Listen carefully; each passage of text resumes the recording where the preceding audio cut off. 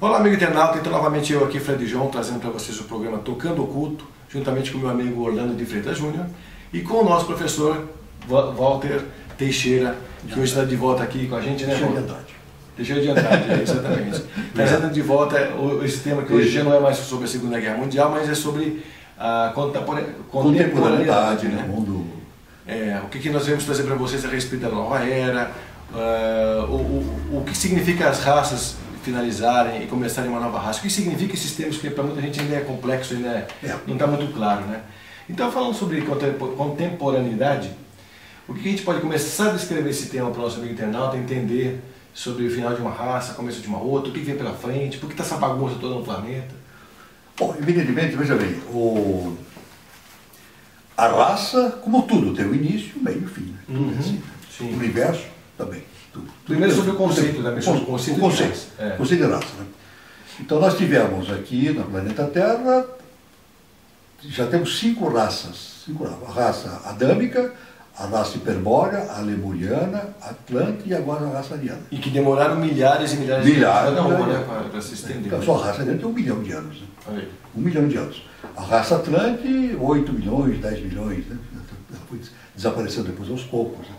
E a lemuriana, conforme os registros da teosofia, o início da parte mental há 18 milhões de anos. Nossa, mãe. 18 é muito tempo, 18 milhões. Fora a parte em que os lemurianos não tinham consciência ainda. Para descrever tempo. Do tempo e não tinha uma consciência humana ainda. Né? A gente pode dizer o que sobre os lemurianos? Os lemurianos é uma raça, foi a primeira raça humana que existiu, não é isso? Mas a partir da metade da raça lemuriana. Então o que aconteceu? Na metade da raça lemuriana houve um processo que nós podemos chamar de, chamo de doação do mental. Eu costumo chamar de ativação da tríade superior. A tríade já estava lá, mas não ativada. Então houve uma ativação da tríade. Isso tem a ver com o paraíso na Terra? Exatamente. Só que essa ativação não foi simplesmente um estalar de dedos, né? Houve uma descida de hierarquias, né? Que a teologia chama da queda dos anjos. Né? Ah, sim, essa história.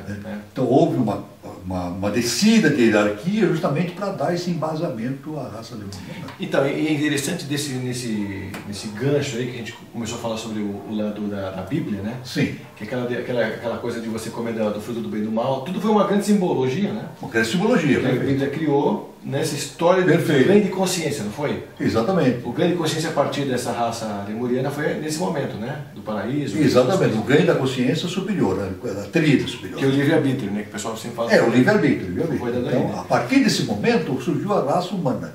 Porque a raça humana é a única que tem livre-arbítrio. O animal não tem livre-arbítrio, ele vive no instinto, né? Instintivo, ele não tem, você não pode, evidentemente, condenar um animal por aquilo que ele faz. Ele faz muito mais bobagem que nós, né? Atualmente está assim. Ele vive no instinto, mas ele é um instinto, evidentemente, condizente com a vida dele selvagem. Né? Então, sim, de acordo com o seu estágio evolutivo. Agora, a partir de meio da raça lemuriana, quando houve essa descida dessas hierarquias, né? Assúricas, que são seres assúricos, né? E a teologia chama a atenção a Lúcifer. A Lúcifer. Na verdade, a gente pode entender Lúcifer não como um ser, mas um conjunto, né? Uma coletividade de seres. Né? Não é só um ser que desceu, o Lúcifer não é só um. É uma queda dos anjos, né? Então ele desce, evidentemente. Agora o importante é que a descida desses seres de hierarquia, né? Cuja a expressão máxima é Lúcifer, né? Não foi apenas uma descida para doar o mental, né? Eles vieram encarnar em corpos humanos. Mas é bom a gente deixar para o nosso amigo internauta a ideia de quem é o Lúcifer, porque o pessoal às vezes confunde o diabo com Lúcifer e fala, pô, será que esse é o cara que está falando? De repente deixa mais essa para o Lúcifer. Como é que nós podemos? Lúcifer é a projeção psicomental do quinto senhor. Então nós temos assim, primeiro trono, Brahma, segundo Vishnu, terceiro Shiva. A partir do segundo trono há uma polarização. Polariza-se e surgem 7 deuses. Só que esses deuses não é que nem o panteão antigo do Egito, ou da Grécia, em que os deuses lutavam entre si. Não, eles são irmãos. Eles fazem parte do mesmo processo evolutivo. Então, cada um exerce no seu devido tempo o seu trabalho. Então, o primeiro originou um sistema chamado primeiro sistema, o segundo sistema, e assim por diante. Hoje nós estamos no quarto sistema. Que é o sistema evolutivo. Sistema evolutivo. E por que quarto? O que é um sistema evolutivo? É um sistema solar. Um sistema evolutivo é um sistema solar. O nosso quarto sistema hoje, qual é o quarto sistema? É o nosso Sol com os planetas girando ao redor. Isso é o nosso quarto sistema evolutivo. E tem a ver também com esse... O nosso universo.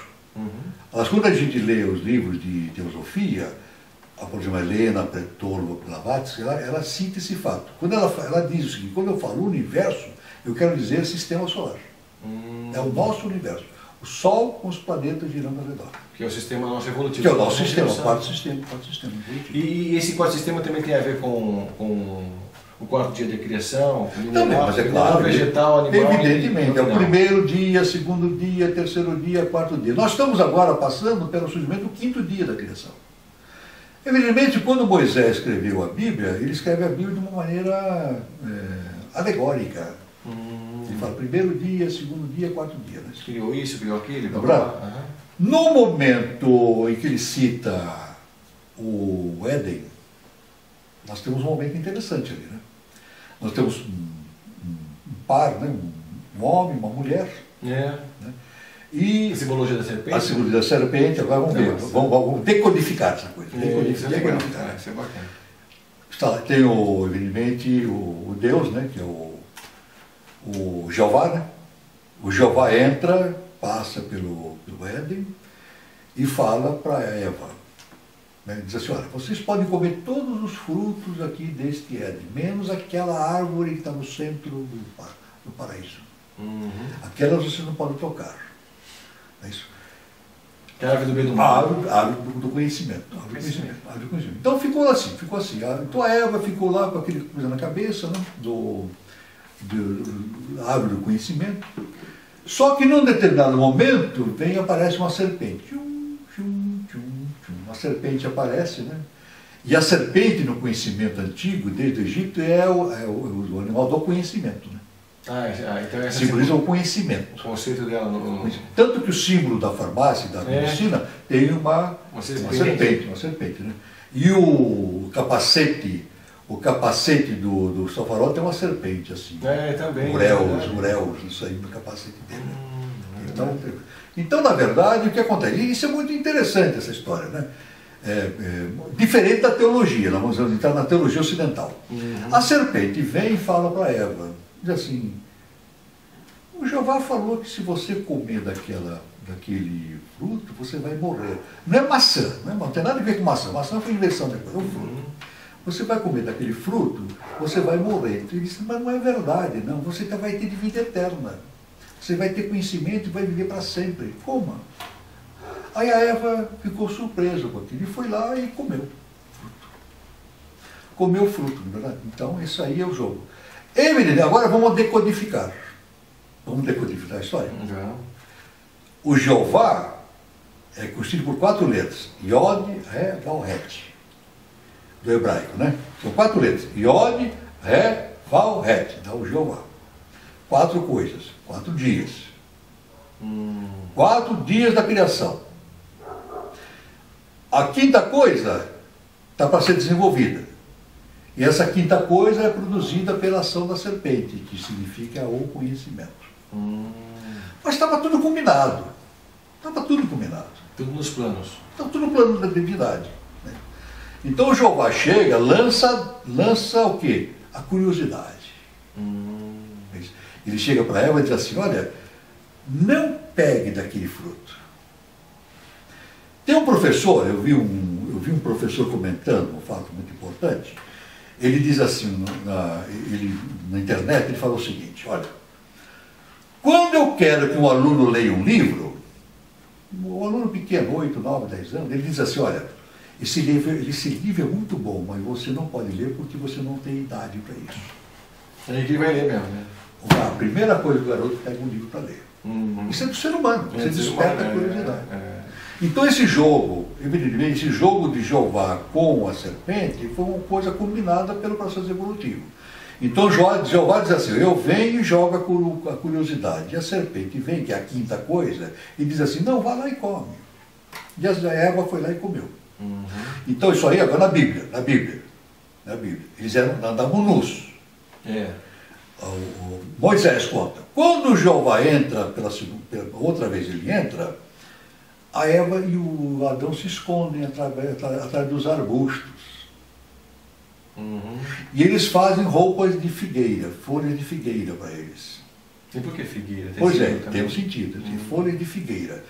Jeová olha para eles e diz assim, mas por que vocês estão com vergonha? Vocês não eram assim. Ah, já sei, vocês comeram do fruto. Quer dizer, perderam aquela inocência da criança. Porque a criança barbosinha não quer saber. Não está nem aí. É pureza. Então, eles perderam aquela pureza inicial e viram que estavam nus. Então, e o Moisés conta essa história. Então, nesse momento, o Jeová diz assim, bom, então vocês comeram do fruto, não era para comer, né? Nesse momento, Jeová expulsa os dois do paraíso. Expulsa os dois do paraíso. O Éden, na verdade, é um útero.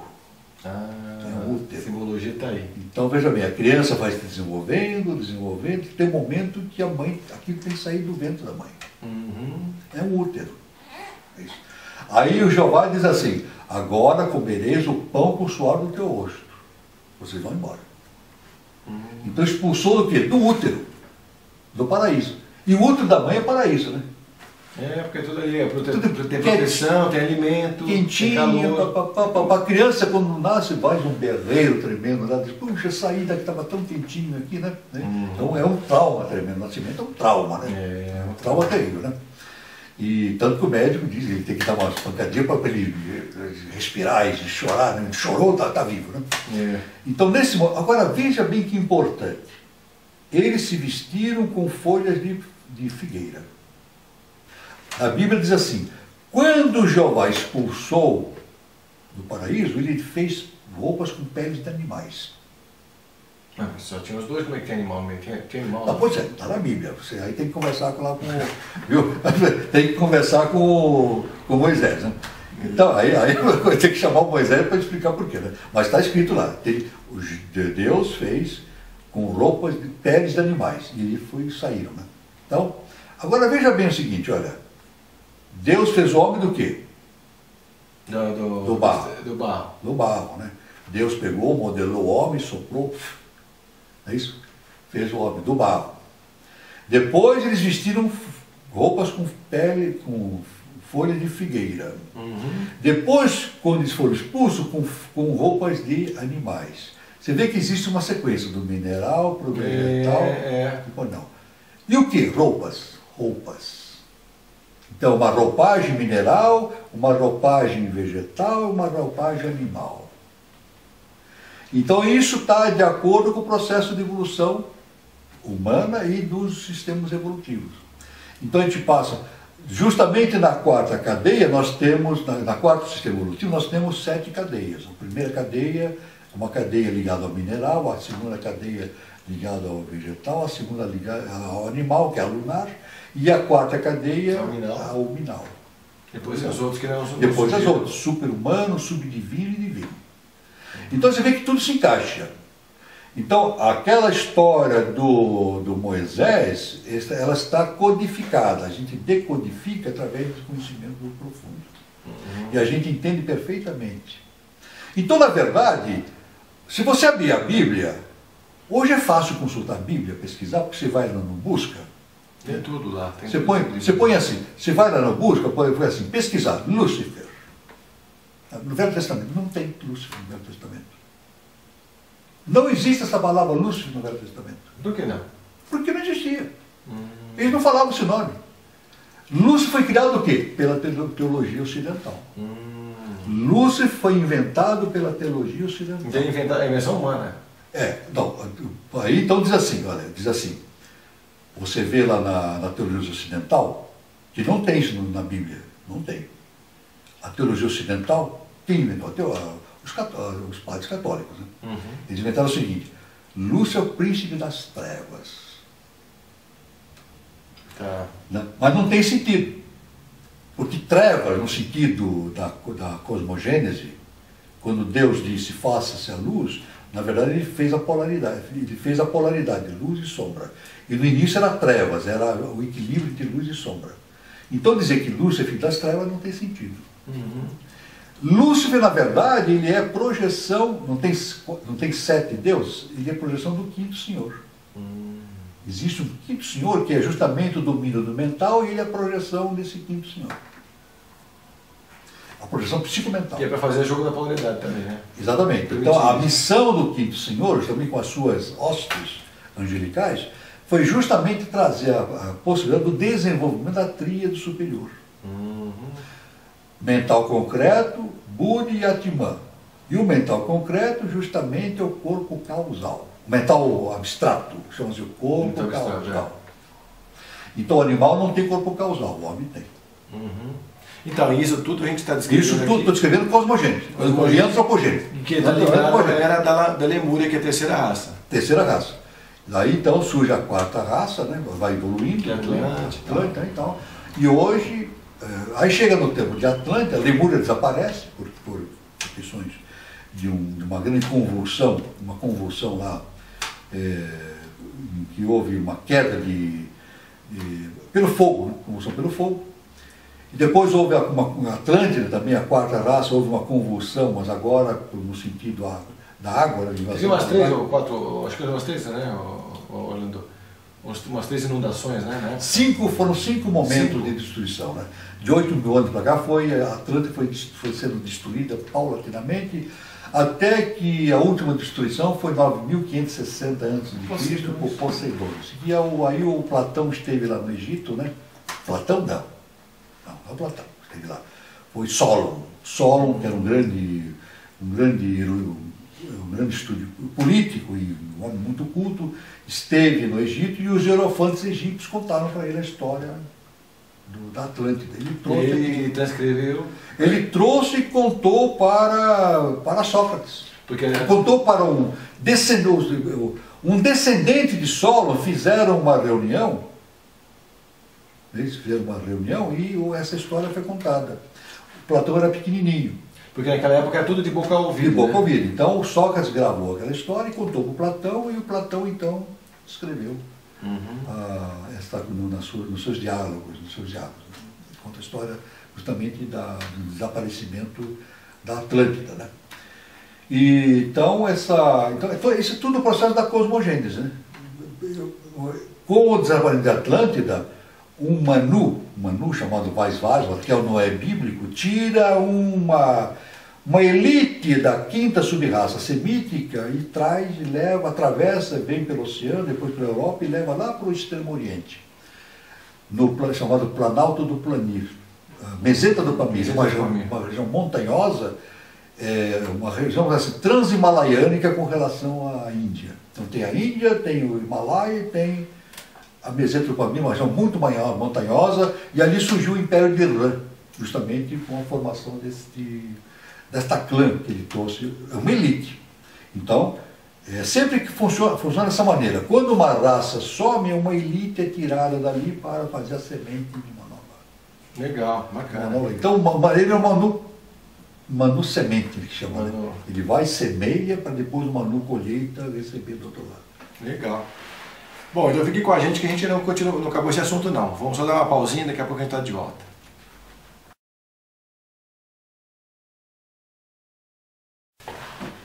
Bom, amigos internautas, então estamos de volta aqui, trazendo mais um pouco do programa Tocando Oculto, agora falando sobre contemporaneidade, com o professor Walter Teixeira Andrade, com o nosso amigo Orlando de Freitas Júnior e eu, Fred João. A gente continuou agora a história depois da Lemúria, a gente falou sobre Atlântida, né? Exato. E a gente depois se finalizou com a história do Manu. Manu, exatamente. O Manu, que é o nosso conhecido do Noé da Bíblia, né? O Vaisvasva. E agora a gente está entrando, então, depois dessa sementinha que ele deixou, a gente entrou na história da quinta raça. Que a gente começa a quinta raça agora, né? Exatamente, a quinta raça ariana. Que é a raça ariana. Então, e a partir daí, então, começa uma nova história da humanidade, né? De 4 dedos passou para 5 dedos, 5 sentidos. Exatamente, veja bem, você pode ver o seguinte, eu vou retroceder um pouquinho para o Éden, né? Entendimento. Na nossa mão, nós temos quantos? Não é à toa que nós temos 5 dedos, né? Pois é. Aqui são 4 dedos, que correspondem a 4 tátivas, né? Tem 4 tátivas aqui. E o 5º dedo está aqui, ó. É o éter? Agora você vê, o 5º tátiva ligado ao éter, né? Uma caixa. Você vê que ele está em oposição à mão, né? Uhum. Ele se opõe à mão. É mesmo. Né? Veja bem, todos os animais que não sejam humanos ou os antropóides, eles têm os dedos coplanares, então eles não podem pegar nada. Somente o ser humano e os antropóides, quem são os antropóides? O gibão, o chimpanzé, o orangotango e o gorila. Eles têm mãos assim. Aliás, eles não têm apenas 2 mãos, têm 4 mãos. Porque ele pega com os outros. O chimpanzé tem os pés dele, não são pés, são mãos. Né? São quadrúmanos, né? Ou quadrumanos, como que é. Então, veja a oposição. Então, na verdade, o que a teologia fala do ser que se opôs a Jeová, é isso mesmo, ele tinha que fazer essa oposição no sentido de produzir o processo mental, o desenvolvimento mental do ser humano. Então essa é a simbologia e essa tá nossa mão. Nossa mão tem aqui a história, né? Então aqui, as 4 raças estão aqui, né? A primeira, a segunda, a terceira, a quarta e quinta. Quinta, né? Aliás, não é à toa que quando os quadros de Jesus estão aqui, né? Pois é. Né? Não é à toa que, evidentemente, ele tem essa relação dos dedos, que são ligados com os tátivas. Então é interessante colocar para o internato que ele, na terceira raça, na lemuriana, eram 3 dedos e eram seres bem grandes, né? Exatamente. Quantos metros de altura? Uns 60 metros? Não, os lemurianos é 3 metros, 4 metros. Não, isso não é no Atlântico? Não chegava a 60 metros. Porque eu lembro que o Carvalho falava sobre isso. Não, 4 metros. Seres muito grandes mesmo. Não chega a 60 metros, não. Que eram... Nem os dinossauros. Nem os dinossauros. Os dinossauros não tinha isso. O dinossauro tinha um prédio de 4 andares. Lemuriano, 4,30, 2,5, provável, 4,30 os lemurianos e 2,5 metros, 3 os Atlantes. Mas também vai saber, porque também tem a quantidade de raças que tinha.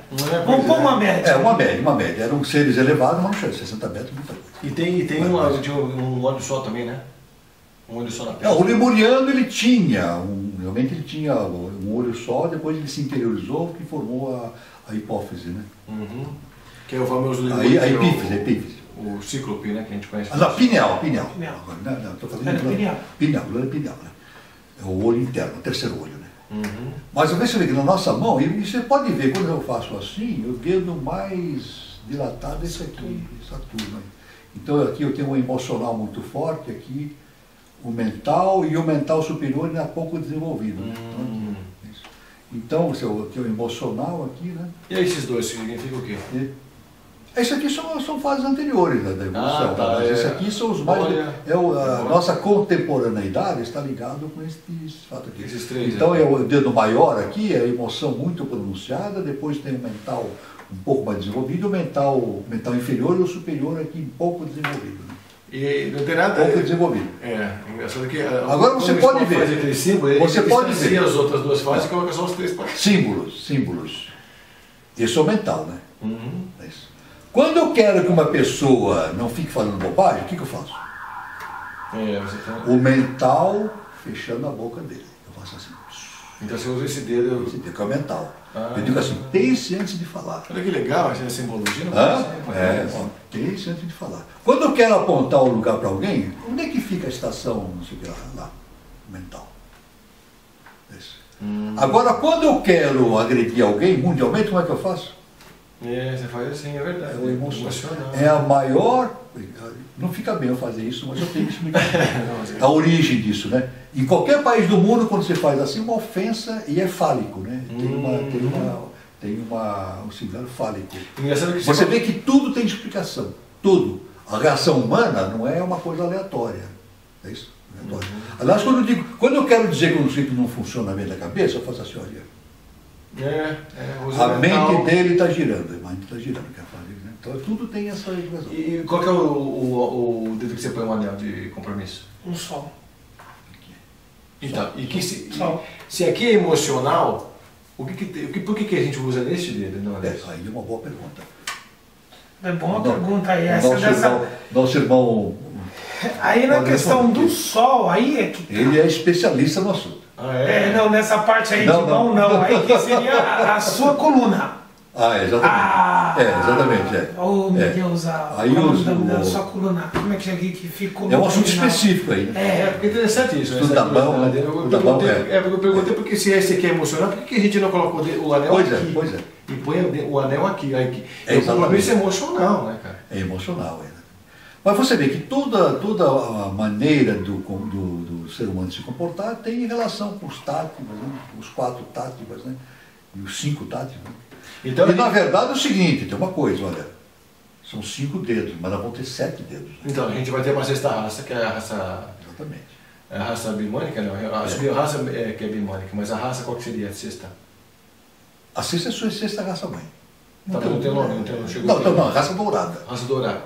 E aí vai ter a 7ª, a raça alada. A raça alada. A raça alada ou a dourada, ela vai também ter 6 sentidos e depois 7 sentidos, não é isso? Exatamente. Então, veja bem, vai surgir, evidentemente, 6 dedos. Esse aqui vai aqui, 7 aqui, né? Já tem se ele está sendo com 6 dedos em cada Aí o que acontece? Não. Esses dedos vão se alongar, aí nós vamos ter asas. Vamos que são os alados, né? Querubins, vão ser devas voando pelo universo, né? Que legal, então isso aí é a sexta raça alada, né? Então, existem relatos que nessa época a gravidade da Terra vai ser mais atenuada, então, evidentemente... E vai ser Terra?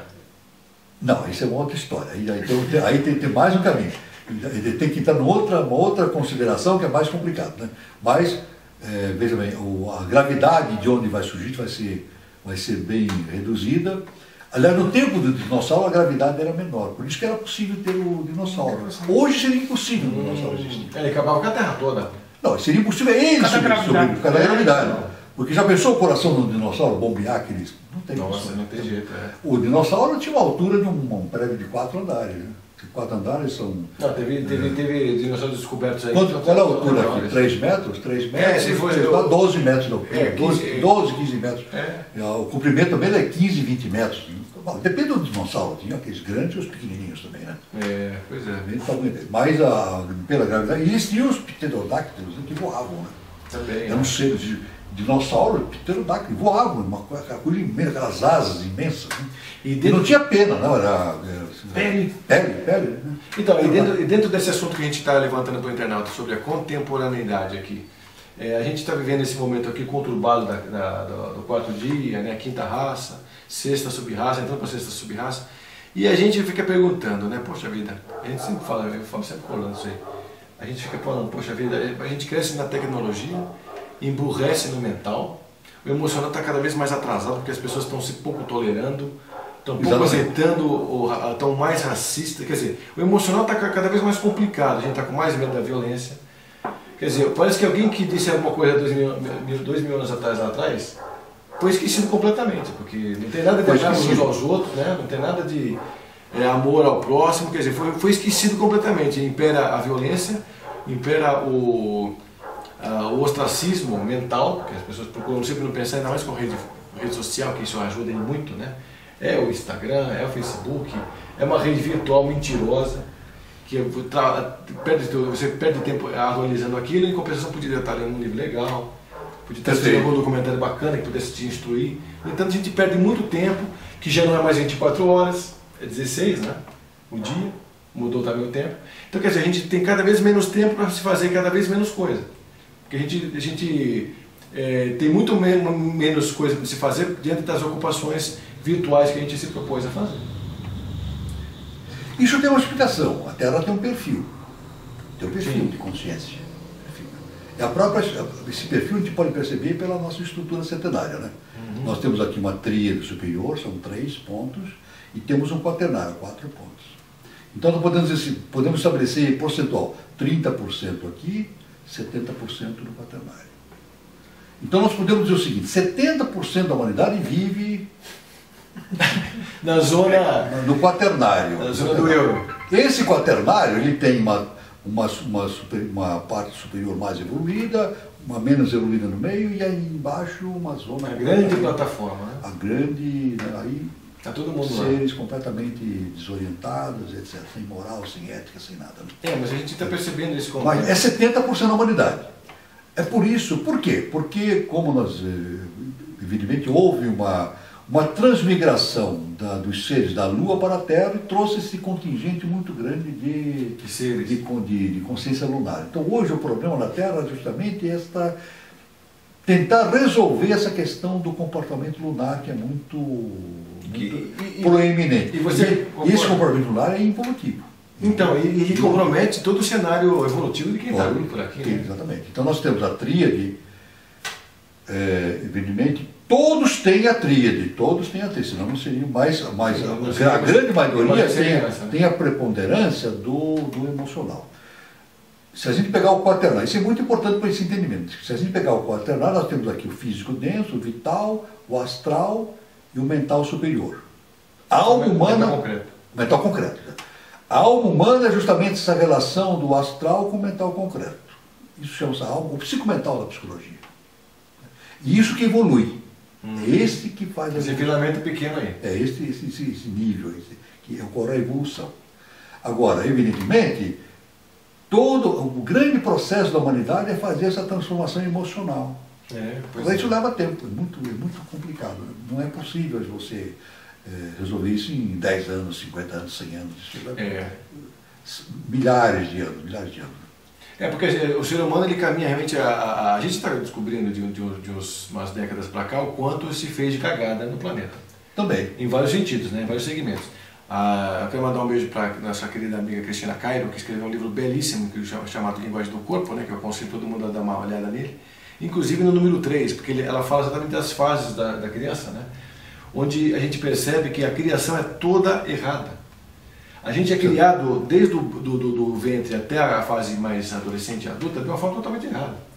Então a gente acaba criando monstros sociais, monstros de diversas facetas, né, para fazer parte do integrar um mundo cada vez mais doente. Então, quer dizer, a gente está criando uma sociedade doente na educação, na formação psíquica, na formação emocional, na formação alimentar. E a gente está indo para um caminho que a gente sempre fala, se tudo é evolutivo, tudo bem, esse é um lado da evolução, mas para onde vai caminhar essa bagunça toda que a gente está conversando aqui? Né? Porque se está entrando gente de nova era, né? Na era de ouro, em cena, eles têm que ter, de repente, um corpo muito melhor do que a gente imagina para suportar a temperatura, que está vindo cada vez mais quente aí, alimentação cada vez mais degradada, situação mental e emocional, que a gente tem os modelos errados que a gente passa de geração para geração, ainda não corrigidos, que isso vai demorar mais um tempo. E como é que a gente vai conseguir, então, lidar com esse panorama futuro, se agora a gente está vendo um caos totalmente evidente na nossa frente? Porque a gente está vendo, inclusive, gente brincando de Deus o tempo todo, né? Em cada lugar que você olha para o planeta, você vê lá a gente está tendo a notícia do que o cara explodiu uma bomba nuclear, né? Embaixo da terra, lá na Coreia, brincando de Deus, né? Nessa brincadeira de falar quem tem maior poder, né? Porque aí ele começa a pensar nisso daí, de um lado. Aí o outro quer ter mais poder de outro, começa a brincar de uma outra forma lá. Aí os Estados Unidos, de repente, também falam, peraí, tem que tomar conta dessa situação, senão quem vai dançar sou eu. Então, quer dizer, uma mescla de poder, uma demonstração de poder absoluta, né? Cada um quer fazer isso, né? E a gente fica aqui, um joguete, né? O tempo todo sendo joguete daqui, joguete de lá, apreensivo porque o que vai acontecer com a gente, o que vai ser daqui a algum tempo. Então, o que você vê como um panorama, assim, para curto prazo, do que está acontecendo no planeta, Walter? Você está vendo que vai realmente ter necessidade de demandar uma grande massa de gente daqui, porque aqui não tem condição mais de estar respirando esse ar da nova era. As pessoas vão ter que estar por aqui mais um tempo brigando com todas essas diferenças. Como é que você vê isso? Bom, o que nós temos hoje é que a raça ariana que veio de Atlanta, ela está em fase de final. Tá, isso está em fase final. Tá, isso é importante. Agora, veja bem, a raça lemuriana, ela subiu debaixo do fogo, né? A raça atlântica debaixo da água. Como vai desaparecer a raça ariana? Pois é, então. Como? Nós estamos vendo isso na nossa frente. Mas é que antes de desaparecer a raça ariana, a gente tem mais duas raças pela frente, né? É verdade, mas é degeneração. Há uma degeneração. Tá, entendi. Tá, aos poucos, né? Há uma degeneração. A questão da evolução das raças vai desaparecendo o processo anterior e surgindo processo para frente, né? Então o que nós temos hoje, aparecendo na nossa frente, é fácil constatar a degeneração das instituições. É como se você pegasse de repente um grande arco-íris e cada cor de arco-íris fosse uma raça, por exemplo. Vai. E aí, entre uma cor e outra, existe as cores não são assim, amarelo, vermelho, uma em cima da outra. Não, elas ficam entre elas um pouquinho. Né? Perfeito. Então é essa questão entre uma e outra que a gente está vivendo agora, né? Sexta sub-raça, sétima sub-raça, então está aqui nesse linear, né?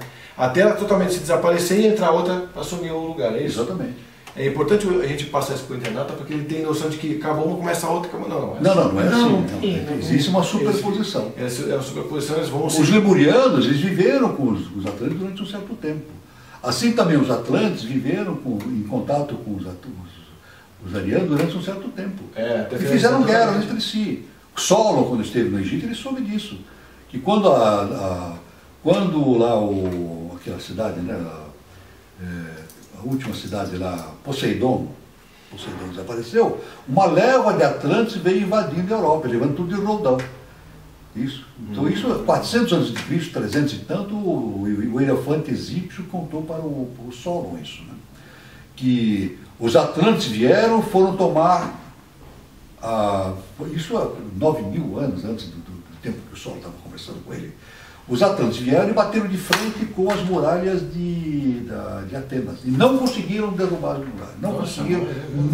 Os atenienses daquela época repeliram os atlantes. Foi uma coisa, então o próprio Hierofante, então, aliás, diz aquela história, né, que o Hierofante fala assim para os Sócrates: vós, gregos, sereis sempre como crianças, porque não sabem nem a história do seu povo.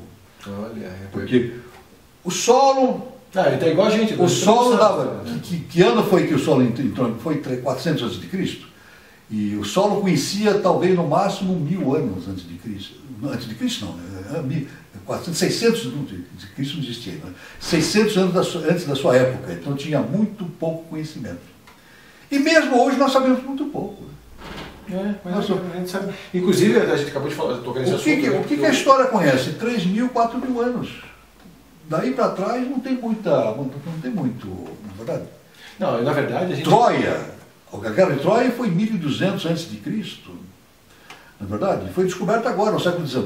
Então... Era apenas uma hipótese. E escavações que... Schliemann, o pesquisador Schliemann foi lá e descobriu Troia, aliás, 7 cidades, uma em cima da outra. Nossa, olha isso. Na verdade, uma foi construída em cima da outra. Então foi provado que Troia existiu. Mas agora, no século XIX. Então nós temos uma dificuldade muito grande de ver, de termos registros de coisas muito antigas. Mas que a civilização vão se derrubando, vão. Isso faz parte do... Veja bem, olha só que interessante. Egito. Moisés sai do Egito, traz aquele conhecimento iniciático do Egito, na verdade, e leva em direção da terra de Jerusalém. Né? Isso ele faz isso. Quando Moisés sai do Egito, o Egito despenca. O último faraó foi aquele que era irmão de criação dele. Ele era irmão de criação do faraó, Ramsés II. Depois disso, o Egito deixou de ser um grande império. Depois foi dominado pelos Hicsos, e vai assim seguindo, no final foi dominado pelos ingleses, e conquistaram a liberdade somente agora, 1956. Nossa, olha isso. 1956. O auge foi na Nasser. Foi o primeiro ser que a República foi conseguindo a sua libertação recentemente. E o ápice foi na época do Hermédio I. Exato, o Egito ficou 600 anos sob o domínio romano. 600 anos sob o domínio romano. Então, o que acontece? Quando Moisés saiu, ele não tirou somente o seu povo, ele tirou o conhecimento egípcio. O Egito foi que nem um saco, assim, esvaziou. Ele já estava inflado, daí esvaziou, murchou. A mesma coisa aconteceu com Israel também, né? Você percebeu com Israel? Sempre acontece a mesma história. Israel, o Cristo joga para fundar uma nova civilização. Ele joga aquele conhecimento para Israel. Houve aquele confronto e foi crucificado. O que aconteceu com Israel? Subiu. É mesmo, né? Subiu. Aí ficou um tempo com os romanos, chegou um tempo o general Tito, 70 depois de Cristo, vai lá e destrói a cidade. O templo de Jerusalém. O templo de Salomão. Depois o Adriano, no ano 300 e tanto, vai lá e constrói, no lugar do templo, ele constrói um templo em homenagem a Júpiter. Isso. E o que aconteceu com os judeus? A diáspora, né? Se espalharam por todo mundo. Pois é, não tem território. Somente em 1948, que aliás, através da ação de um brasileiro também colaborou com o Oswaldo Aranha, né? Ele foi constituído o Estado Judeu. O Estado Judeu. Aliás, você sabe que se for na Google Maps, põe assim, Avenida Oswaldo Aranha, vai aparecer em Tel Aviv, ele tem ruas lá com o nome de Oswaldo Aranha. É mesmo? Nossa, Tel Aviv, Praça Oswaldo Aranha. Interessante. Agora, Oswaldo Aranha falou uma grande coisa. Em 1933 ele falou uma grande coisa. Já dando um pulo do Egito para cá, né? Oswaldo Aranha, em 1936, falou o seguinte: o Brasil é um deserto de homens e ideias. Nossa, é um deserto. Deserto, isso foi uma frase lapidar. Um deserto de homens e de ideias. Isso naquela época. Ele, talvez não desabafo, mas muito profético. Né? Muito profético. Então, nós realmente, hoje, nós vivemos no Brasil, e no mundo, mas no Brasil, uma escassez de ideias, escassez de conteúdo humano. De conteúdo, de moral, de ética, é um vazio. A gente olha assim, não é uma degradação, né, da humanidade. Então, veja bem, mas é uma degradação das instituições. Na verdade, a religião se degradou, está se degradando cada vez mais. Estão tentando degradar a família, através de vários movimentos. Né? A família que vem daquela construção romana do direito da família. Estão tentando destruir o direito também. Não é isso? Ontem, na Venezuela, recentemente, o sujeito foi lá, pegou 13 ministros do Supremo Tribunal, mudou assim de repente. De uma para outra, né? Os juristas do Brasil não gostaram, fazem crítica a isso. Chegou lá e tirou 13 e colocou 13 para votarem a favor dele. Olha, mas isso, sabe o que é isso? É luta para derrubar o direito, o Estado de Direito, a justiça. Isso tudo é degradação das instituições. A gente tem um homem forte nessa parada toda, dando uma Pois força. Mas é um movimento anievolutivo, lunar. Movimento lunar. E a gente também tem... Não sou eu que estou falando isso. Eu já estava no Jornal da Cultura vendo um jurista de renome comentando isso. Como é que fazem isso com a justiça venezuelana? Um jurista brasileiro falando isso. E todo mundo está errado isso. Pois é.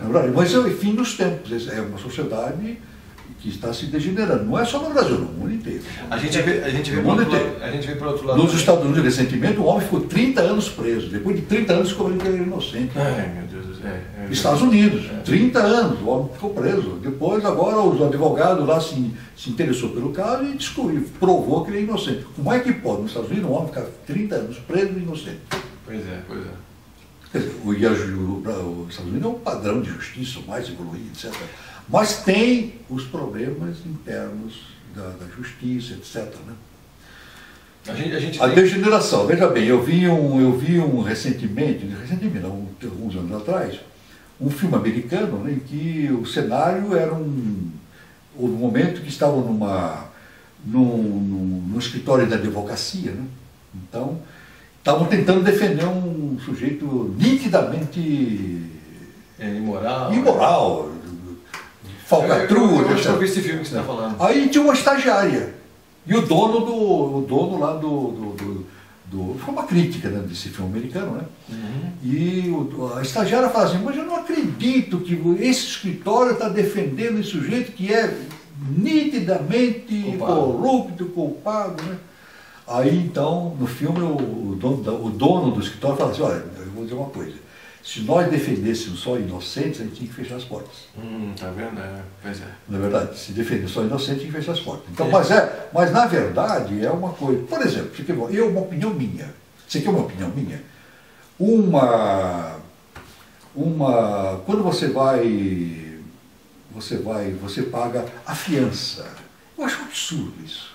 Habeas corpus também para ficar livre. E eu estava pesquisando, mas agora veio lá de Roma. De Roma usavam isso, a fiança. O sujeito compra a sua liberdade. E literalmente compra mesmo. Compra a sua liberdade. Não é imoral isso? É imoral. Isso já devia ser mudado no mundo inteiro, não é só no Brasil, no mundo inteiro. Não, devia ser mudado, inclusive, quando o cara é nitidamente culpado. Por quê? Agora eu estava consultando. Nitidamente culpado. num site de juristas, ele diz assim, não, mas quando o sujeito não tem dinheiro, o juiz libera. Ele só vai tirar dinheiro de quem tem rico. Mas é errado isso aí. Mas está tirando dinheiro. Mas está errado, está tirando dinheiro. Você está trocando a liberdade pelo dinheiro. Isso é uma coisa errada. Isso vem, mas não é de agora, vem de Roma. E ninguém pensou ainda em mudar isso. É complicado mesmo. Precisaria mudar isso. O sujeito prendeu, acabou. Mas eu queria entrar num tema contigo que eu acho que é importante para a gente. Mas isso aí, Fernandes, veja bem, eu não estou falando do Brasil, estou falando da raça ariana. Sim. Não todo. Não todo. Mas a Roma é raça ariana, de lá não sei qual é a raça ariana. Tem um problema da raça ariana. Precisa modificar isso para valorizar essas coisas, da justiça, etc. Eu queria finalizar esse tema com você aqui, e com o Orlando, perguntando para você o seguinte. Como é que você vê essa questão da migração toda na Europa, saindo lá do Oriente Médio, né, o Estado Islâmico e tal? O pessoal toda da Síria, né, fazendo aquela migração para a Europa, indo para a Alemanha, não sei o quê, e também a própria criação do Estado Islâmico, o potencial do Estado Islâmico, a gente está vendo que as pessoas estão jogando essa intenção nesse egrégora, né, do terrorista, para o mundo todo. O Estado Islâmico em todos os lugares, não existe. Mas em todos os lugares as pessoas estão... Fala-se Estado Islâmico, mas não existe Estado Islâmico. Onde é que o Estado Islâmico existe? Existe uma consciência. Não, é chamado de consciência... Uma consciência do Estado Islâmico. O Estado Islâmico é chamado... Mas não é um Estado definido como Estado. Não é um Estado. Eu estou falando isso porque os especialistas falam isso. Eu vejo... Mas é que é o nome usado, né? Os historiadores, eles falam assim, eles batem na mesma tecla. Estado Islâmico não existe. Existe o Estado brasileiro, tem limites, o Estado brasileiro. Sim, o Estado Islâmico se nós fôssemos islâmicos, seria um Estado Islâmico. Inclusive, eu acho que tem até um nome errado, porque isso dá mais intensidade para o movimento. Mas claro. Territorialidade, inclusive. Territorialidade, que é errado, né? Que não existe. Quando você está dando um corpo para aquilo que não existe. E você fortalecendo isso todo dia um pouco. E a sigla, né? ISIS, vamos falar assim, não são muçulmanos. Não são. Muçulmano não é terrorista. Eu estou te perguntando. Essa comunidade muçulmana no Brasil já se manifestou a esse respeito e você abre o Corão, não tem violência lá. Sim. Eu leio o Corão. Se ler o Corão, não tem. É um livro sagrado. Então, mas eu estou te perguntando isso porque assim, eles conseguem destruir monumentos históricos, eles acabam com a cultura. É ignorância. Ignorância que falta. É um movimento que consegue acabar com tudo que é importante, que é patrimônio social, patrimônio da humanidade. Inclusive vidas, né? Então eles fazem tudo, o terrorismo completo, com as famílias. O indivíduo que cola bombas no seu corpo e se estoura todo, esse jeito pensa. Ele pensa. Seu fanático. Ele não tem. O mental dele foi extinguido. Fizeram uma lavagem cerebral dele, ele não pensa mais, ele não tem capacidade para pensar. Não, sim, então, mas eu não sei como um ser humano pode atingir um estado desse, mas é lamentável, dá pena. Dá pena, né? Joga a sua vida fora. Ele não joga a vida dele, joga a sua reencarnação fora. Também, né? Porque ele vai ter que pagar karmicamente pela sua vida e pela dos outros. Porque tirou, né? Isso é um karma terrível que ele vai responder, né? Pois é. Um karma terrível. E tudo, né? Porque ele se apodera de campos de petróleo, de dinheiro que é ilícito. Assim, é realmente a encarnação do mal. Do mal, exatamente. Isso realmente é o lado lunar.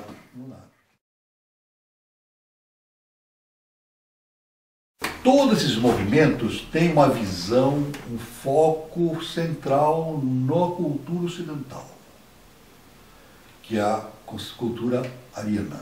É derrubar a cultura ocidental. Isso é fundamental. Derrubar a cultura ocidental. O tripé. Por que derrubar a cultura ocidental? Porque o processo evolutivo está aqui nesse momento. O conhecimento transcendental diz assim, Occidente lux, a luz está no Ocidente. Então essas forças querem apagar essa luz do Ocidente, e isso inclui o Brasil, a América do Sul, porque o processo evolutivo está aqui. Então são forças anti-evolutivas que querem apagar essa luz evolutiva. Não é somente luta entre países, entre religiões, entre políticos, não, é mais do que isso, é luta entre lunares e solares, é a coisa mais profunda. A coisa maior, né? Perfeito? Então, é derrubar o Ocidente. Derrubar o Ocidente, você acaba com o planeta Terra. derrubou o Ocidente, você acaba com o planeta Terra. O Ocidente hoje, é porque o processo evolutivo está no Ocidente. Isso é uma coisa muito, muito séria. Né? Pois é. Muito séria. A gente está falando de evolução da espécie. Agora, como é que se resolve isso? Pois é. Como se resolve isso? Você vê as simbologias como acontece. Olhando também, a gente já falou sobre isso também, a simbologia da lama. Mariana foi degradada lá, né, por causa dessa mineração esdrúxula, mal cuidada, irresponsável. Absurda. Irresponsável. Porque são os urubus do planeta, né? Ficam sugando o minério, sugando as pessoas, sugando toda a região, até devastar o ambiente que por muitas e muitas décadas vão estar como complicadas. Né? Mas então, você vê aí, essa lama não é física só. Não é. Isso é consequência da lama. É uma lama astral, profundamente impregnada no território, né? Exatamente, é uma lama astral e mental. E ela vai além, né? Ela vai além do físico ali, ela impregna. Porque se você for pegar pelo lado físico, você vê que aquilo lá vai para o microcosmo, aquilo fica impregnado de metal pesado que é super nocivo ao ser humano. Mas agora, Fred, a pergunta que eu faço, o outro faz, a população fala, como resolver isso? Aí que tá. Como resolver? Outro dia eu fiquei perguntando para a Silvana isso daí. Eu perguntei, a gente pensou assim, bom... Tem solução? Então, mas a gente teve... Primeira pergunta. Outros países no ano passado passaram por problemas sérios de corrupção, problemas sérios ambientais e tal, e com essas dificuldades tão grandes, eles conseguiram superar, ganhar consciência, ganhar entendimento, superar situações que hoje eles tinham de letra. O Brasil nunca passou por um problema sério, de verdade. Esse é o primeiro problema sério que o Brasil enfrenta de verdade, na situação dele, inclusive... comprometendo a biovida aqui, né? Exatamente. Então, assim, talvez essa seja o impulso inicial que o ser humano precisa para acordar mesmo. Falar, peraí, vocês estão fazendo parte de alguma coisa muito maior. Vão acordar ou vão ficar dormindo? Aí vai envolver pessoas que estão ligadas... É o chamamento, né? E talvez esse momento crucial, tanto da política como da parte, né, física da Terra, está chamando as pessoas para acordar para a realidade de que o Brasil é muito mais do que se vê que é. Agora, talvez eu vejo assim, né? Não sei se é enganado, mas... A solução é bem básica no seguinte sentido, viu? Nós estamos passando de uma fase quantitativa para uma fase qualitativa. Sim. Perfeito? O que nós tivemos hoje é quantitativo. Aliás, lá o Churchill, na sua época, ele diz assim, ele afirmou o seguinte, a democracia é um regime muito ruim, mas é o melhor que nós temos. E a democracia não é boa, né? Porque no país onde se elege bandido, aqui no Brasil, em outros lugares, não é só no Brasil, não, fora também, né? Vai lá, vota no sujeito que é corrupto, que é isso. Então a democracia não é ainda, esse sistema democrático não é ainda o estágio ideal, né? Precisa ser modificado, precisa passar por uma série de transformações, mas é o melhor que nós temos. É melhor isso do que um ditador. Mas infelizmente a gente há de concordar também... É preferível que tenha isso do que um ditador. Mas aí infelizmente a gente há de concordar também que o governo é fruto da mentalidade do seu povo, né? Claro, evidentemente. Quer dizer, a gente fala do corrupto lá na frente, mas cada um que puder estaciona lá na vaga, mas é só um pouquinho. Aí o outro, mas eu vou levar um dinheiro aqui porque é mais barato, não fica... Cada povo tem... Quem inventou isso? Cada povo tem o seu governo que merece. Então. Foi um filósofo do tempo da Revolução Francesa. Ele lapidou essa frase, cada povo, que é absoluta verdade. Então, e quando cada um não olhar para o seu amigo, não adianta falar lá de cima. Agora, como que muda essa situação? Eu tenho pesquisado, tenho meditado. Como é que muda? É ganho de consciência, mas voto. Você acha que o voto muda? Você acha que a ação desse ou daquela instituição vai mudar? Não, mudança não. Você pode alterar a situação. Mas já tem como alterar tudo. É povo, pensante, é massa. O início da mudança desse cenário se vai fazer através de uma elite. Isso é indiscutível, uma elite espiritual. Não, quando a gente fala elite, o pessoal tem sabe, a elite branca, essas bobagens que ficam falando por aí que não tem sentido, né? Esses políticos imbecis, né? Não é a elite espiritual. Essa elite espiritual que vai produzir o processo, a semente de transformação. Né? Aliás, a sociedade a qual eu pertenço trabalha para a formação de uma elite. Essa elite, evidentemente, com o tempo, vai influindo a transformação do processo evolutivo da região. O Brasil tem 200 milhões de pessoas. 200 e tanto, não sei quanto agora, 200 e sei lá. Né? Quanto seria o tamanho dessa elite para mudar? Pois é, pois é. Quanto? Eu admito que no Brasil hoje deve ter, chutando, 500 mil, 1 milhão de pessoas que tenha condições espirituais para dar um avanço. Porque a massa não tem, a massa ela vai... É massa. É massa. É massa. Não, a massa vai para lá, vai para cá. Não menosprezando nem nada. Não menosprezando. Não, eu estou falando da massa humana, não é brasileira. Às vezes a pessoa, estou falando dos brasileiros. Não falo dos brasileiros, eu falo da massa humana no mundo. A massa humana pensante. Nos Estados Unidos também é assim. O sujeito vai lá, o marqueteiro vai lá. De tempos. Aí eu vi na internet o Kennedy fazendo as gravações para a propaganda eleitoral dele, o marqueteiro lá dizendo, não, vira assim, não, fica melhor sorrir desse jeito. Mas a gente aqui até hoje na verdade, é assim, então modifica o cabelo. A Margaret Thatcher também precisou mudar o cabelo dela para se candidatar. Aquele filme lá, A Dama de Ferro, não tem aquele filme? Sim, você pode ver naquele filme. O marqueteiro falou, esse cabelo não dá. Mas você pode ver a nossa presidente. Também, esse cabelo não dá, né? Tem que mudar o cabelo, né? E assim, então o marketing faz esse negócio todo, essa mudança. Pois é. Quer dizer, isso, em termos de democracia, isso é uma coisa terrível, né? Porque você está criando uma imagem, a Maia, né? Mas a gente já falou sobre isso no programa anterior. Por isso o Churchill falou que a democracia é muito ruim, mas é a melhor coisa que nós temos. Pois é. É preferível a democracia. Agora, eu, no meu ponto de vista, dentro desse conceito da escola iniciática, da transformação interna, eu acredito que a transformação só pode acontecer com a ação de uma elite. Não, você não acha que cada ser humano pensante... Cada ser humano pensante se agrupa numa elite. Que tem afinidade nesse. Por exemplo, você já pensou 1 milhão de pessoas no Brasil trabalhando ativamente para a mudança das coisas? Nossa, gente a beça. 1 milhão de pessoas, juristas, professores, médicos, 1 milhão de pessoas muda o país. Olha uma boa dica. Mas precisa um trabalho permanente, diariamente. A legislação, a Constituição diz 1% da população brasileira pode entrar com um pedido de criação da Constituição. Não vai mudar a Constituição, mas entra com um projeto de mudança da Constituição lá no... Então, tá uma boa dica aí para a gente poder passar esse aí, 1%. Agora, evidentemente, ficha limpa foi aprovada assim. A ficha limpa não foi assim? Um grupamento, foi um trabalho e a lei foi aprovada de ficha limpa, né?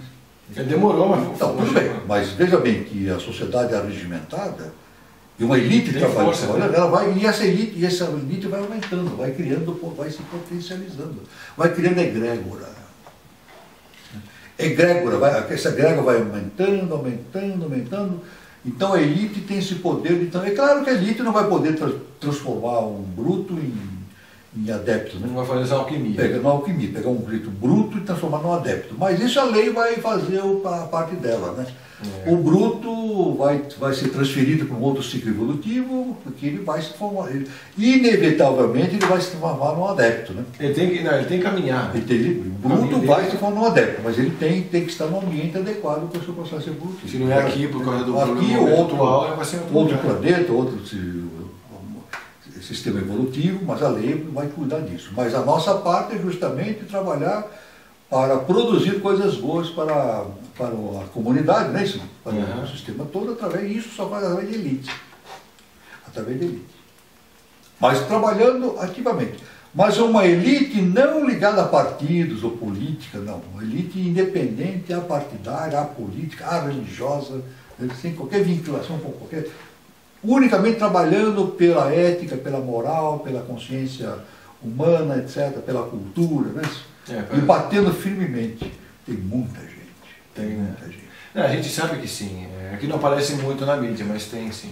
É que a pessoa tem receio, né? Porque o processo é tão difícil, né? Mas é uma ideia, né? É uma ideia e... Sim. Porque é assim que funciona o processo evolutivo. É sempre uma elite que provoca uma transformação. Agora, você já imaginou esse 1 milhão de pessoas pensando Jesus, no Facebook? Jesus Cristo. Pensante assim? Jesus Cristo. Está no Evangelho. Jesus falava com os discípulos: ide e pregai para as ovelhas desgarradas da casa de Israel. Não pregue para os gentios, que não adianta. Deus vai pregar para quê? Aos porcos, né? Pega aos porcos. Você vai ser perseguido. Então ele diz assim, não. Você vê o Avatar, ele tinha o foco dele era Israel, casa de Israel. Se a casa de Israel entender o recado, a gente faz o trabalho. Se não entender, está perdido. Não entendeu. Não entendeu. Não entendeu. Mas ele diz assim, ide e pregai para as ovelhas desgarradas da casa de Israel. Então é a lei estava precisando da ação da casa de Israel, mas não foi possível. Agora você vê, com o tempo, agora a lei, ela age da seguinte maneira. Não, a pregação de Jesus era mental, isso, na casa de Israel. Não deu certo. Isso. Então a lei faz o seguinte, o que eu estou falando, eu não inventei isso aí. Não é uma ideia inventada, faz parte do conhecimento iniciático. Né? A lei diz assim, se não vai pelo amor, vai pelo rigor. Se não vai pelo mental, vai pelo emocional. Não é verdade? Então, Jesus dizia, pregue para a casa de Israel. Ele foi crucificado, aparece Paulo de Tarso. Para quem vai ele pregar? Para os gentios. Aí ele prega para todo mundo. Perfeito? Então a lei diz assim, não vão perder, não vão perder o momento. Pelo menos o Paulo de Tarso veio com essa missão, pregar para os gentios, para todo mundo. E acabou pregando mesmo. Agora veja bem que interessante, ele pegou aquele conhecimento do Cristo, ele deu uma maquiada para poder encaixar no Império Romano. Vê como a lei funciona. É engraçado. Não, mas você vê que existem, às vezes você pega essa analogia. Ele pegou aquele conhecimento do Cristo, ele não pregou exatamente como... Elas dizem que o Paulo de Tarso é um traidor do Cristo. Tem muitos. Ele traiu o Cristo, porque ele prega coisas diferentes do Cristo. Ele prega coisas diferentes. É isso? Ele pega a fé. Jesus nunca falou fé. Pregou que Jesus é filho de Deus, que foi crucificado, morreu na cruz também, né? Só Jesus salva. Jesus nunca falou isso. Só Jesus salva. Mas isso era necessário para o mundo ocidental naquele momento. Exatamente. Né? As pessoas têm que entenderem isso. E também prega o medo também, né? A pregação de Paulo é cheia de medo, de temor, de culpa, né? Culpa pelo pecado, aquela coisa. Mas a religião é a única forma de segurar a pessoa. Pega pela emoção. Mas foi necessário. Então o Paulo de Tarso foi o iniciado, um ser de hierarquia. Por mais que se possa criticar Paulo, mas ele fez um trabalho de lei. Agora, se você pega... Você vê como as coisas? Sim. A gente decodificando, a gente entende. Não, então, se você pega os atuais hoje, líderes, né, das religiões brasileiras que fazem essas comunicações, cada um faz a sua linguagem. Uns fazem como um pouco mais de diversão, que eu acho bárbaro, tem aquele pastor que é muito engraçado, mas ele diz coisas muito boas também. Que é interessante porque ele dá o recado dele, ele passa o recado dele, que precisa passar, para um grande número de pessoas que precisam ouvir aquilo. E que daquela forma, de repente, ele contribui também. E tem gente que não consegue ir além, também na visão dela, e vai só até onde o fulano de tal, o ciclano de tal, consegue fazer passar, porque lá se sente bem, lá ela dá o dízimo, lá ela alimenta os pastores aí aos seus milhões e tal, porque ela se sente bem, ela acha que é assim que é o caminho. É assim. Cada um está dentro do seu momento evolutivo, né? Agora você pode perguntar assim, a situação na religião, no Brasil e fora. Isso vem dos Estados Unidos também, né? Esse processo religioso vem dos Estados Unidos. Isso é do mundo ocidental, né? A gente diz assim, mas está certo isso, a religião que faz hoje? Não está, né? Mas... Não é certo nem errado, é o necessário. Fred, você já pensou essa massa humana não ter uma religião para seguir? Não tem onde você pegar, né? Já pensou? Você vai na televisão, se liga lá, são 3 mil, 4 mil pessoas apinhadas numa religião. Exatamente. Você diz assim, mas como é que pode, né? E o que tem de programa evangélico? Mas é necessário, é necessário. Para o Napoleão, perguntaram uma vez para o Napoleão, Bonaparte, o grande Napoleão, né? Perguntaram, imperador, o que o senhor acha da religião? Ele falou, a religião é bom porque mantém o povo quieto. Tá, isso foi uma frase lapidada dele, mas para ele é interessante. Enquanto o sujeito está lá rezando, não fica enchendo a minha paciência. Então, o Napoleão ele não perseguiu a religião porque era necessário. E é necessário. Você já pensou se ninguém tivesse medo de Deus, não tivesse... É o fim do caos. Então, segura. E depois, a religião tem o seguinte, realmente ela presta um serviço. Por pior que seja, Tem pessoas que saem da droga, não é verdade? Sim, não, tem esse lado. Não tem esse lado? Com certeza, não. Tem. Evidentemente, ele vai deixar de ser viciado na droga e vai se viciar na Bíblia. Né? Ele tem que trocar um vício pelo outro. Exatamente. Ninguém troca um vício sem pôr outro no lugar, né? Porque a Bíblia torna-se um vício. Mas é bom, é a escada da humanidade. Então, na medida, o ser humano ele vai pela religião, aí, até no futuro ele deixar a religião e se tornar, vai se incluir na religiosidade, né? Então, o futuro do Brasil, o futuro da religião no mundo é justamente essa união da ideia do Cristo com a ideia do Buda. Formando uma nova mentalidade do planeta. Mas não é religião, é entendimento espiritual do Cristo com o Buda. Eles fizeram um trabalho preliminar. São as duas colunas, né? Jesus, a coluna do amor, e o outro é o coluna do conhecimento. Um pelo amor, então Jesus é amor puro, né? E Siddhartha é o conhecimento puro. Ele nem fala em Deus. O budismo não fala em Deus. Um dia perguntaram para o Siddhartha Gautama, por que você não fala em Deus? Ele disse assim, eu não posso falar daquilo que eu desconheço, eu não entendo. Não é verdade? Como é que eu vou falar uma coisa que eu não entendo? Não, se você não é razão. Se você conceitua, você dá fim. HPB, na doutrina secreta, eu estou falando que eu não inventei isso, está lá na doutrina secreta. Quem segue a teosofia sabe. A HPB escreveu assim, o Deus bíblico é a maior... ela escreveu assim, o Deus bíblico é uma total impossibilidade lógica. Porque entender isso... Não é verdade? Porque vou definir. Você definir é dar fim. Olha, como é que você vai conceituar uma coisa que você não entende? Um Deus que tem ódio, que tem rancor, que se vinga. Como é que pode ser bom? Jesus mudou, né? Ele mexeu tanto que foi crucificado. Ele disse, não, Jesus, Deus não é assim, Deus é amoroso, perdoa. Mas o problema é que um dos motivos da crucificação foi ele mostrar um Deus diferente. Mas esse Deus não é o final. O Deus de Jesus é o intermediário ainda, porque no terceiro milênio vai se mostrar um Deus mais para frente. Nós sabemos disso, né? Um Deus que tem uma conotação diferente. Há uma evolução. Os católicos ainda veem essa coisa de... são obrigados a ir nas igrejas e ver os santos crucificados lá com aquela dor, quer dizer, eles cultuam o sofrimento. Mas melhorou um pouquinho agora, né? Porque quando eu era criança, eu vou na igreja, eu rezo. Aqui pertinho, eu vou, entro na... A gente não está metendo a pau na religião, né? Não está. A gente está contando um pouco da história. Eu vou lá, tem a missa, eu rezo o Pai Nosso, né? Eu acho o Pai Nosso uma coisa linda, né? Tem uma egrégora forte, não tem?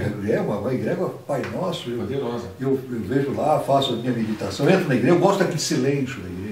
Talvez eu lembro das minhas reencarnações passadas, porque eu devo ter sido monge, frei, não sei o que lá, das contas. Pode ser. Então eu lembro daquilo, então me faz bem, né? Independentemente de religião, nada. Né? Eu não... o que é importante no terceiro milênio é justamente a pessoa não ser preconceituosa com relação ao outro, né? A tolerância, na verdade. Falta tanta coisa, né? Tolerância, o conhecimento... Ele é tal religião, ótimo. Então a gente vamos conversar. Que tenha a sua opinião, que tenha seu espaço, todo mundo tem que ter seu espaço. Evidentemente, toda a sequência, todo o grupamento religioso ele tem um nível de entendimento específico, mas é necessário que exista. Né? Não, o que é necessário que exista é compreensão ao outro, que foi esquecido. Exatamente. Foi esquecido isso, né? 2000 anos se passou e ninguém... Perseguição religiosa, intolerância, isso realmente é coisa que vai ficar no passado. Exato. Então. No passado. Por exemplo, eu faço palestra, né? Eu já fui espírita, né? Já comecei no espiritismo, eu leio Chico Xavier, li muito, todos os livros do espírita, né?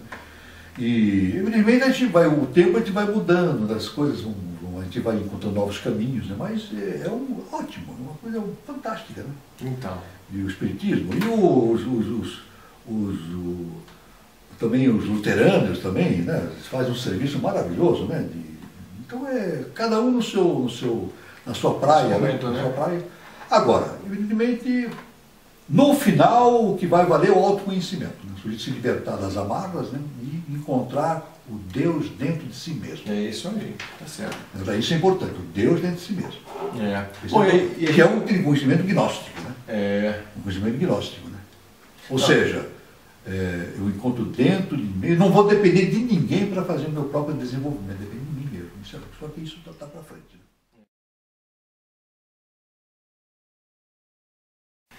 Bom, amigos, ficamos então por aqui com mais um programa Tocando Oculto. E agora, então, a gente vai deixar as considerações finais aqui para o nosso querido Orlando de Freitas Júnior. Deixar aqui o seu contato e falar um pouco mais sobre o seu trabalho, porque quem quiser pedir fazer parte de um grupo de estudo ou participar das palestras e workshops que o Orlando vai desenvolver, é só fazer contato com ele que vai logo ficar sabendo de onde ele vai estar com esse material todo desenvolvido. Meu e-mail é landor@gmail.com.br, que o Fred vai passar. Inclusive tem algumas coisas e os outros canais que eu tenho, que eu também faço algumas coisas de consultoria também, e também palestras e nessa parte também do tarô e PNL também. Isso, você quer deixar o contato da sua consultoria, você pode deixar o contato. Eu vou passar o link, porque é meio complicadinho, eu passo aí você passa, é mais fácil. Vai estar aqui no link aqui embaixo, no GC para vocês então, né? E o Walter então pode deixar seu contato. O meu e-mail é wt.andrade@yahoo.com.br. Eu me ofereço para a sociedade fazer palestras em clubes, né? Geralmente eu faço palestras na maçonaria também, né? Legal. Amigos meus maçons me convidam, né? E está aberto aí, entidades e clubes que quiserem assuntos pertinentes à iniciação, ao autoconhecimento, estou à disposição. Tá ótimo então. Bom pessoal, eu, Fred João, então, vou ficando com vocês aqui, e quem quiser conhecer um pouco mais sobre o meu trabalho, é só acessar o link da serenataecia.com.br e conhecer um pouco do trabalho que a gente leva: a serenata, a música ao vivo, telegramas animados. A gente faz muita coisa de emoção e diversão para você aí na sua empresa e para você na sua casa, ok?